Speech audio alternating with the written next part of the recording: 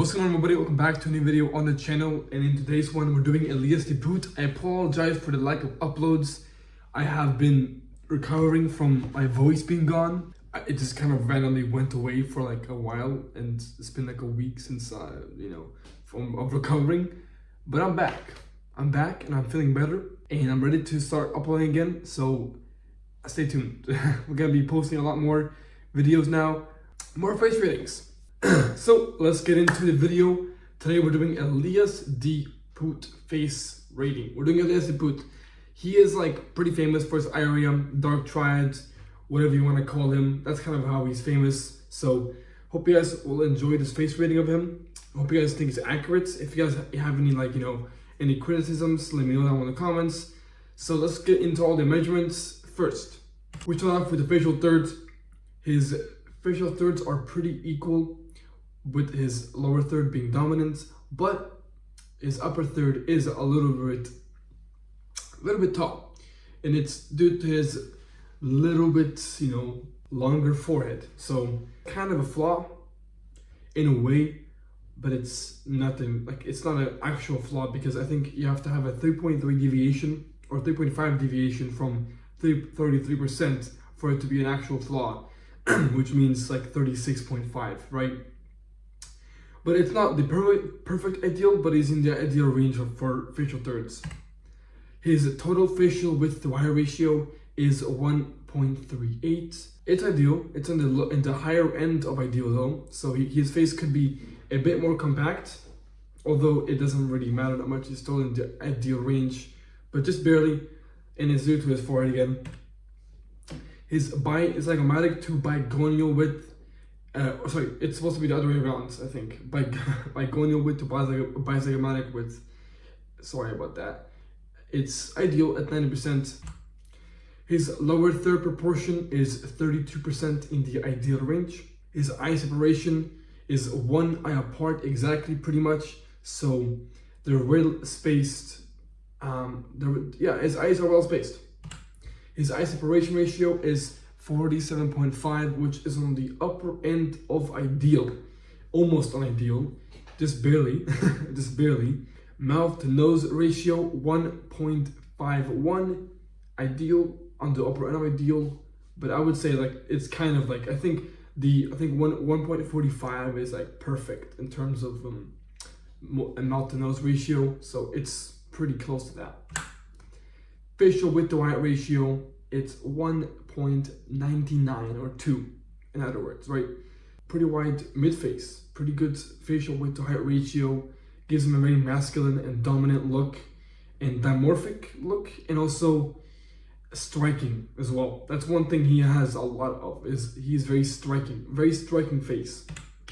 His chin to philtrum ratio is unideal at 2.76, meaning his philtrum could be a little bit shorter, or his chin could be a little bit shorter. His chin or his philtrum could be a little bit shorter. But it's a favorable thing to have as a man, to have it's more favorable to have a tall chin. So it's not really a flaw in that sense for like dimorphism and stuff like that, and like looking masculine, but it is a flaw for the measurements, His mid-face ratio is 0.97, so it's in the masculine range, but it's ideal. But I think it's masculinized, because men typically want to be in these 0.93 to 1 range, not going any higher, because that tends to look more feminine. His scandal tilt is really his major flaw with his face, one of his major flaws, and it's 11%. Well, it's not a major flaw, but in terms of measurement, it's a flaw, but it's still a striking look that he has. So his eyes are just really up there, and it's a good problem to have. I would much rather have his eye area than having someone with less scandal tilt, like below the ideal, like below 5.2. So it's favorable. It's a good thing to have, but it is unideal. His jaw frontal angle is at 78 degrees, which is slightly unideal. His chin, I think it's the jaw frontal angle, mainly has to do with the chin, and also, of course, some jaw mass as well. But his chin could be a little bit wider, a little bit more masculine, giving him more of a a better jaw frontal angle, but yeah. And his ipsilateral ala angle is ideal. I don't know why I forgot to put green here, but anyways, it's still in the ideal range at 87%. Although his ipsilateral ala angle deviation with his jaw frontal angle, it's quite a large deviation at 7.7%. So it's a flaw in his case. Lower to upper lip ratio, very slightly a flaw. His lower lip could be a little bit thicker, but it's small flaw. Still a pretty good lips though. Like still, overall his lips look pretty harmonious and pretty good. His eyebrow low settedness is 98%. Extremely low set eyebrows. This is one of those things again about him that is very striking. Very low set eyebrows. His eye width to height ratio is 3.8 to 4, I think, as well in some photos. So it is unideal. It's actually too compact. It's way too compact, and it exceeds the ideal ranges for what men should have, 2.8 to 2.6. But it gives him that look that we're talking about again, his very striking look. His eyebrow tilt is 7.8%, which is ideal. It's in the ideal range. His neck width is 87%. So it's slightly narrow. He could have a wider neck, and we see this with his physique. If you have seen photos of him and his physique and his body, like his frame, it's very fragile. It's very, very skinny looking body. So he could have more, more neck width, more neck mass in general. So that could also bump out his dimorphism a little more. His bitemporal width is 96%, so a very slight flaw. And then lastly, we have cheekbone high settedness. His cheekbones are high set at 84%. Pretty high set cheekbones.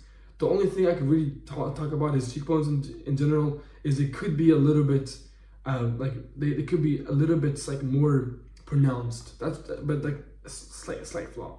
Now we go into his side profile.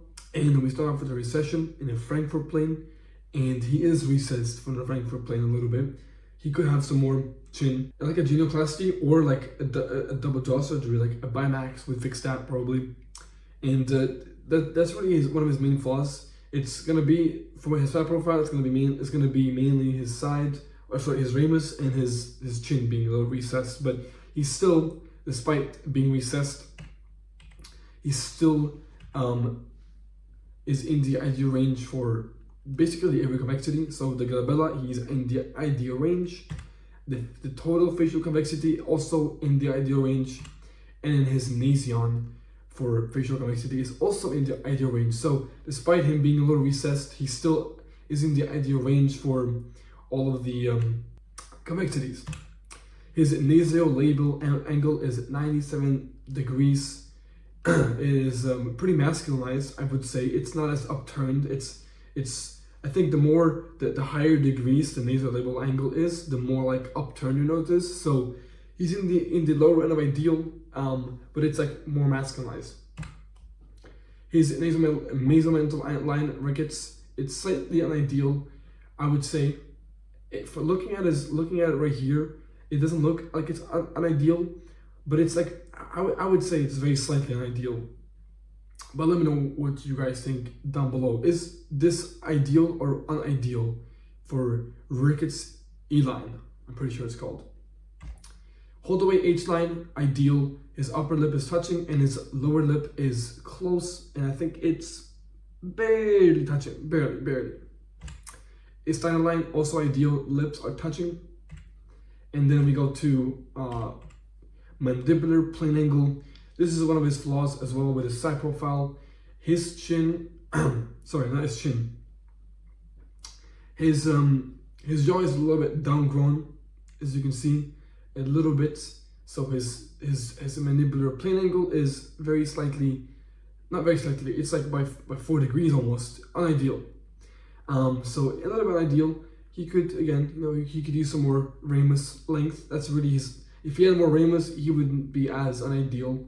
But anyways, his nasio-mental angle is also in the ideal range. This is like similar like convexity angle, His gonio angle is actually ideal, which I was surprised over when I was measuring his face. I thought his angle would be ideal, but it turns out to be in the ideal range, but on the upper and ideal. So regardless, he is ideal, but it could be steeper. It could be less. It could be like in like 115 range. That's like 112, 115 is like the perfect for men in my opinion. So it could be better, but it's not a flaw by definition. But this will go back. This will tie in some other things, of course. Like his nasal frontal angle is slightly unideal. His brow ridge inclination though, it's ideal. It's pretty good. Brow ridge inclination, or it's also like the forehead. Now his ramus to mandible ratio, as I previously mentioned, it's probably his biggest flaw when it comes to his side profile and his face in general. It's gonna be his ramus. it is short. He definitely needs more jaw mass, that's for sure. And this also ties with the gonian relationship relative to mouth line. It is not below the mouth line. It is actually above the mouth line, or pretty much intertwined. I think that's the right term. Intertwined with the mouth line, which is ideal. He could have more. He could have a taller ramus. But anyways, that's all the measurements. Now we're getting to the actual rating, and his facial harmony is at total 83%. Pretty high. It's pretty high. I personally thought his harmony was like a 70%, if I'm gonna be completely honest, because I thought his side was really bad. But really, it's just his ramus from the side that's a major flaw. That being said, his frontal harmony is 82% and his side is 84%, so pretty good harmony overall.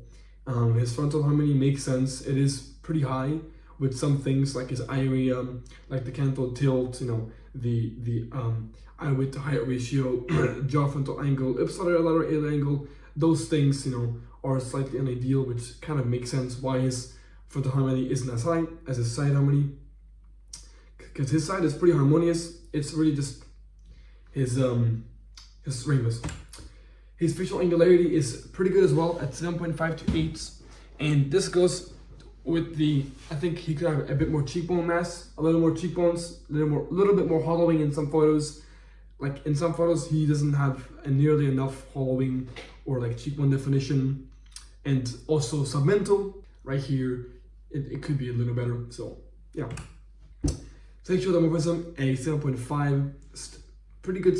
He has a pretty dimorphic face, but it could be a little bit more in terms of his gonians. It could be lower set, taller ramus, better chin, and things of that nature, but still a pretty dimorphic face. And then we have lastly for miscellaneous features at 8.5. It is his best thing. He has really good features overall. Some could argue 9 miscellaneous features, maybe 8 even, but I would just say 8.5 is a good median for him in terms of miscellaneous features. And the only real flaw he has here is ramus. So that comes down to his whole face. Really, his ramus is his major flaw. Everything else is a lot more minor. And his overall score comes to around a 7.95, or for lack of better terms, a Chad 8 pretty much. So his face is like the best out of like 4,000 faces, around 3 to 5K, give or take, somewhere around there. So median is like 4,000. That's like around a Chad level for Chad. 8.3 harmony, 7.5 regularity, dimorphism 7.5, miscellaneous features 8.5. So 7.95 is a pretty fair rating for him, I would say. You could argue he's a high 7, or even like a 8.25 in some cases, So, but he's in that range of like high 7, low 8. Overall, that's it, guys. I hope you guys enjoyed the video. I hope you guys enjoyed the rating for Elias the Poot.